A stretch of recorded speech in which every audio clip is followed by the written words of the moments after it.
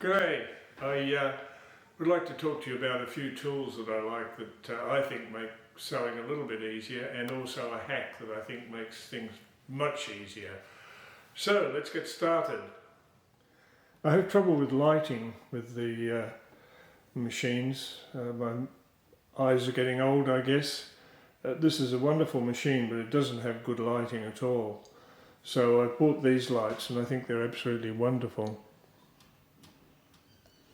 It has 3 strengths. I always keep it on the top one, of course. And you can twist it wherever you like. You can twist the top down to where you want it, or you can have it at the back, whatever is comfortable. And I couldn't manage without them now. I bought other types of lights. I bought these little lights that really weren't much help at all. It didn't help me, unfortunately. So I think these...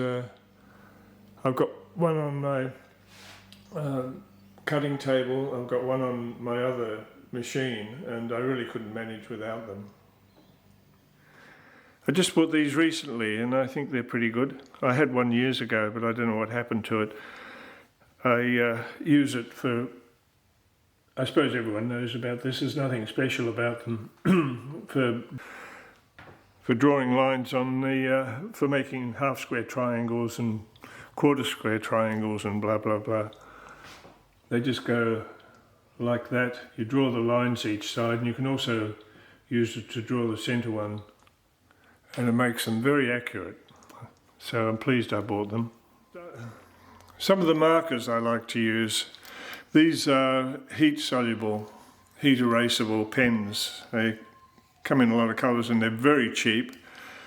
They're really good, and they do disappear with a hot iron. For some reason I mainly use the red. I don't know why, there's no particular reason. And this is another one that's good. It's the Soline.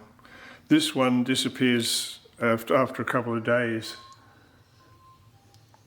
It's very easy. I use that to mark out around my patterns, but I even ironed on it to see if that would affect its disappearance, but it doesn't. It just disappears.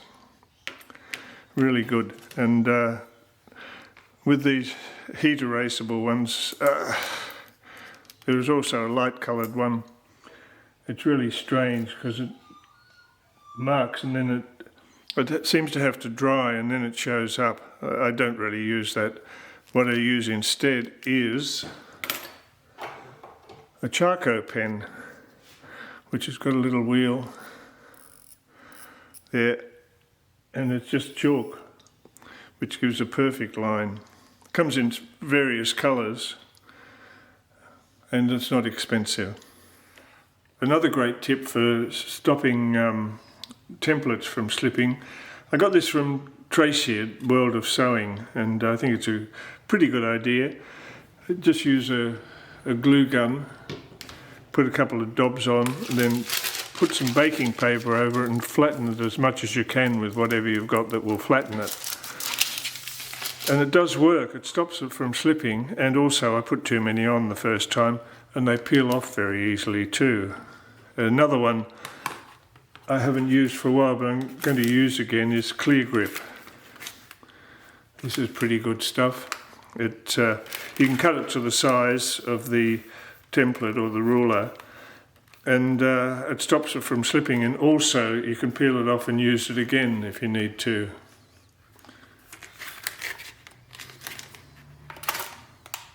This is one gadget that's really helpful. I've had this for decades. It used to twist, but it doesn't anymore because it's just so old. But these little crumbs are a nightmare. These little bits of thread are an absolute nightmare, and this is, I've found, the best way to clean them up.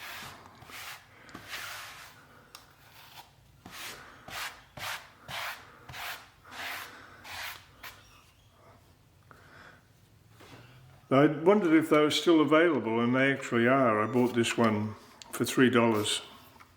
Can't do better than that. And this one actually still spins. And this is the hack. When you trim up a piece of fabric, to get a straight end, and then turn it around to cut the next piece. But with this you don't have to do that. You can just, if you want something like 4.5, you just put this down, put another ruler against it, move this one and cut it. It's good when if you've got a couple of layers there and you don't want to disturb them too much, or if you don't have a turntable. It just makes it so much simpler. This is going to be my next quilt block. It's called Knot. I don't know, it's a Japanese quilt block, but I don't know what it is in Japanese, and I'm not going to insult the Japanese by trying to pronounce its proper name. It's made up of 1.5 inch squares and 1.5 inch strips. It looks complicated, but actually it's quite logical and fairly easy to do, so I will be doing that shortly if anyone's interested.